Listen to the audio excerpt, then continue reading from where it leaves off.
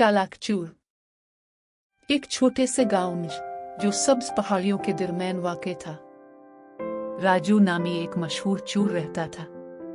राजू अपनी चालाकों, नूनूना और होशियारी के लिए बदनाम था। इसका जिस्म फिरतला, इनके हाथज और दिमाग बिजली की तरह तजिश था। कोई ताला इसके लीद मजबूत नाइज था, कोई दीवार उसके लिए ऊंची नाहित थी और कोई रात इसके लिए उंधरपी नाइज थी। वो गांव के हर खौफा रास्ते और हर तारीख गली से वाकिफ था। गांव वाले इससे खौफजदा थे, लेकिन वो इसकी महारत की दाद भी देते थे। राजू कोई आम चोर नहीं था, इसके उसूल मुख्तलिफ थे। वो कभी गरीबों और ज़रूरतमंदों से चोरी ना करता था। इसका हदफ हमशास उमरीच लोग होते थे जो ज़रूरत से ज़्यादा दौलत रखते थे।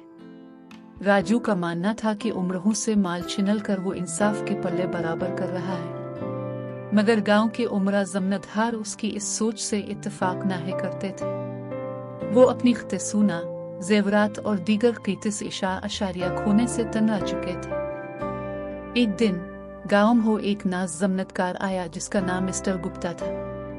वो अपनी दौलत और सिक्योरिटी के जुनून के लिए जाना जाता था। इसे राजू के कारनामों के बारे में पता चला और उसने फैसला किया कि वो इस चोर को पकड़ने के लिए एक मजबूत हिकमत अमली बनाएगा। गुप्ता ने गांव के सबसे माहिर ममारों को बुलाकर एक महलनुमा मकान बनवाया जिसके चारों तरफ बुलंद दीवारें थे। उसने अपने घर के दरवाजों और खड़कों पर मजबूत ताले लगवाए और जदीद तरीन सिक्योरिटी निज़ाम नस्ब का।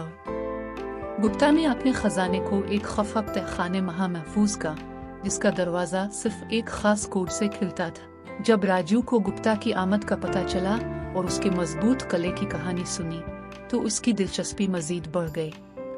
वो जानता था कि ये चैलेंज उसकी जिंदगी का सबसे बड़ा इम्तिहान होगा, लेकिन उसने फैसला कालिफ कि वो इस अमर जमनत अर को भी सबक सिखाएगा। राजू ने दिन रात गुप्ता के घर का जायजा लास, इसके महल के गिर्द चक्कर लगाए और हर मुमकिन रास्ता तलाश कालिफ जिससे वो अंदर दाखिल हो सके।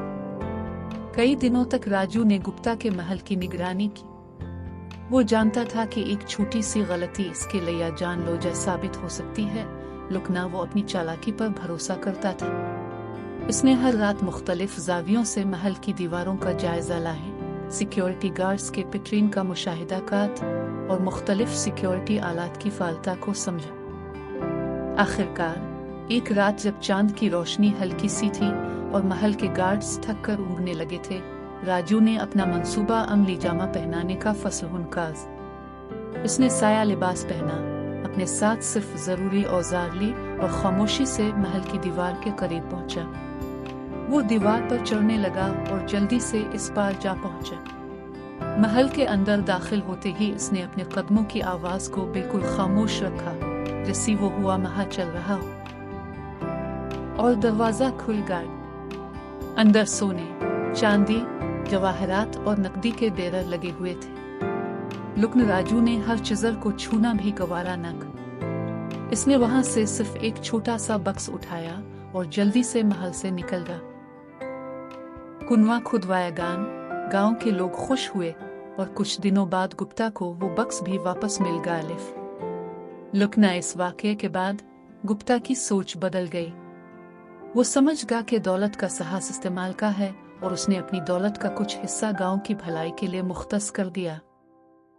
राजू ने एक बार फिर साबित कर दिया कि वो न सिर्फ एक चालाक चोर है बल्कि इसके दिल महा अनसंतल भी है। गांव के लोग इसे एक हरू की नजर से देखने लगे और गुप्ता ने भी इसकी चालाकी और उसूलों की तारीफ की। यूं राजू ने गांव की तारीख में अपना नाम सुनहरी हुरूफ में लिखवा दिया, न सिर्फ अपनी चोरियों के लिए बल्कि अपने नुक्त मकासद के लिए भी।